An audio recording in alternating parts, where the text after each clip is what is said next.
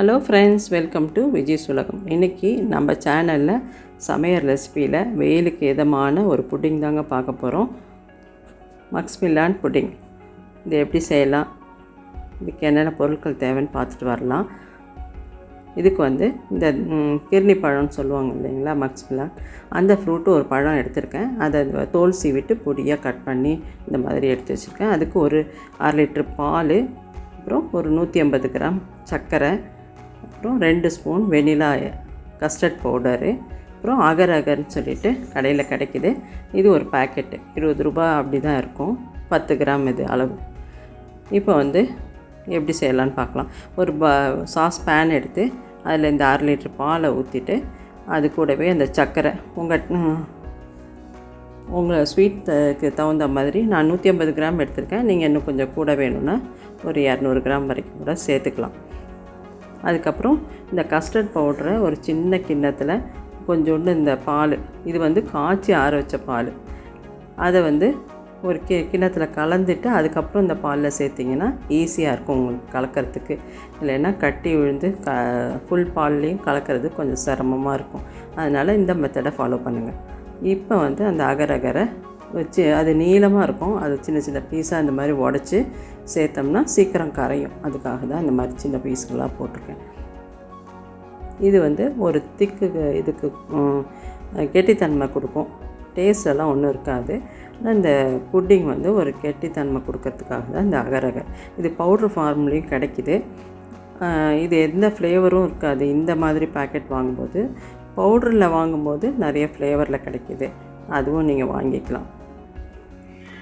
இப்போ பாருங்கள், இது ஸ்டவ்வில் வச்சு மீடியம் ஃப்ளேமில் ஒரு 5 நிமிஷம் நம்ம கலந்து இது பண்ணோம்னா இந்த மாதிரி ஒரு திக்கு கன்சிஸ்டன்சிக்கு வந்துடும். இப்போ உங்களுக்கு சுகர் கரெக்டாக இருக்கான்னு செக் பண்ணிக்கோங்க. தேவைப்பட்டால் கொஞ்சம் சேர்த்துக்குங்க.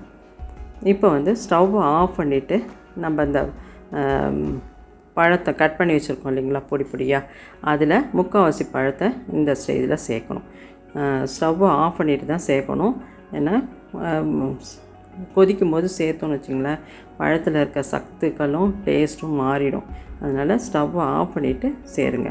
இதில் ஒரு 1/4 பங்கு பழத்தை நம்ம எந்த இதில் புட்டிங் பண்ண போகிறோமோ மோல்டில், அதில் அந்த கிண்ணத்தை ஈரம் பண்ணிவிட்டு அதில் இந்த பழத்தை பரவலாக போடணும்.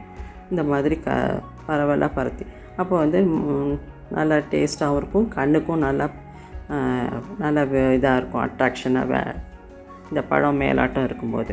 அதனால் இந்த மாதிரி நல்லா பரவலாக இந்த பழத்தை பரப்பி வச்சுட்டு, அதுக்கப்புறம் இந்த புட்டிங்கை நம்ம காய்ச்சி வச்சுருக்கோம் இல்லைங்களா, அந்த கஸ்டர்ட் புட்டிங்கை மேலாட்டம் ஊற்றணும். பாருங்கள், இந்த மாதிரி பரவலாக பண்ணி வைக்கணும். அப்போ தான் லேயர் சூப்பராக இருக்கும். இப்போ அந்த புட்டிங்கை மெதுவாக இந்த கரண்டியில் எடுத்து ஊற்றணும். ஏன்னா அப்படியே இதுலேருந்து குண்டான்லேருந்து ஊற்றுனீங்கன்னா இந்த பழங்கள் நவுந்துடும்.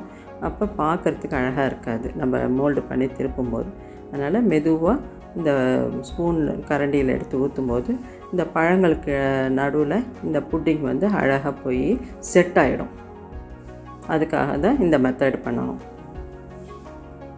பாருங்கள், இந்த மாதிரி கொஞ்சம் கொஞ்சமாக எடுத்து ஃபுல்லாக ஃபில் ஆகிற வரைக்கும், ஒரு லேயர் ஃபில் ஆகிற வரைக்கும் இந்த மாதிரி கரண்டியில் எடுத்து ஊற்றணும்.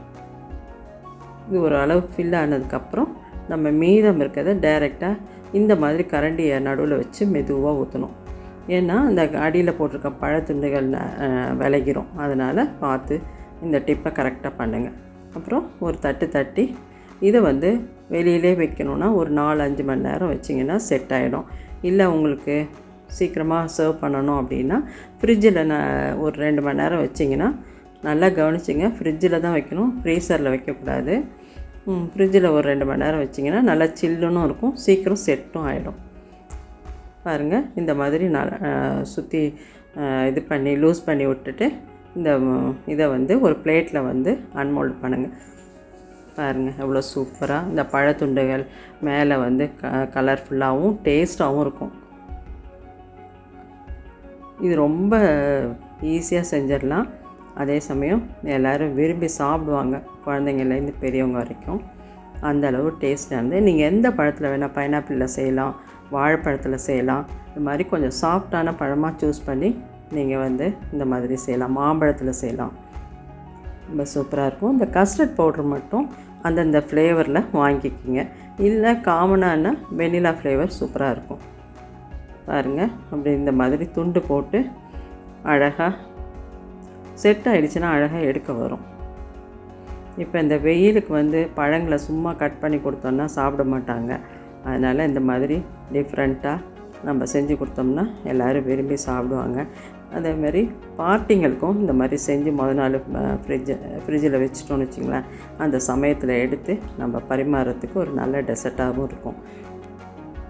ஐஸ்கிரீம் கொஞ்சம் கேலரி கூட ஆகிடும், வெயிட் போட்டுருன்னு பயப்படுறவங்க இந்த மாதிரி கஸ்டர்ட் புட்டிங்காக செஞ்சு நம்ம கொடுத்தோன்னு வச்சுக்கோங்களேன், எல்லோரும் விரும்பி நல்லா இதாக சாப்பிடுவாங்க. இதுக்கு மேலே ஒரு டேஸ்ட்டுக்காக ஒரு ஸ்பூன்னு தேன் அதை மேலாட்டம் ஊற்றி நம்ம சர்வ் பண்ணோம்னா ரொம்ப டேஸ்ட்டாக இருக்கும். அதே மாதிரி குளிர்ச்சியும் கூட இந்த வெயிலுக்கு. சூப்பரான இந்த ஃப்ரூட் புட்டிங் எல்லாருக்கும் பிடிக்கும்னு நினைக்கிறேன். இந்த வீடியோவை நிறையா ஷேர் பண்ணுங்கள், நம்ம சேனலை சப்ஸ்கிரைப் பண்ணுங்கள். தேங்க்யூ.